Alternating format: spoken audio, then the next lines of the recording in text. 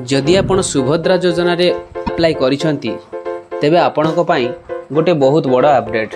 सुभद्रा योजना को नहीं उप मुख्यमंत्री प्रभात परिड़ा बहुत बड़ सूचना देइछंती।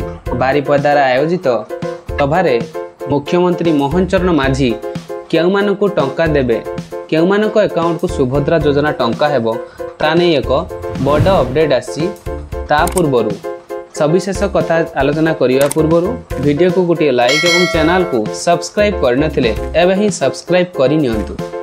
सुभद्रा योजना को नहीं उप मुख्यमंत्री प्रभात परिड़ा बहुत बड़ सूचना देइछंती। एणिकी सुभद्रा आवेदनकारी को टंका सह पुरस्कार मिलिबो।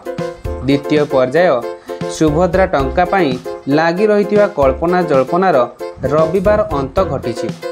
द्वितीय पर्याय सुभद्रा टंका अक्टोबर 9 रे आसीबो।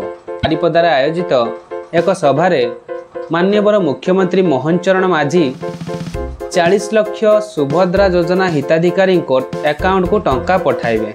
तेबे केउ मानक अकाउंट को एही टंका क्रेडिट हेबो।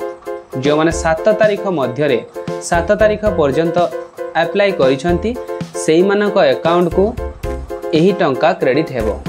तेबे जानि रखंतु आपणक अकाउंट को टंका क्रेडिट सेते बेले हबो जेते बेले आपणकर डीबीटी थिबो।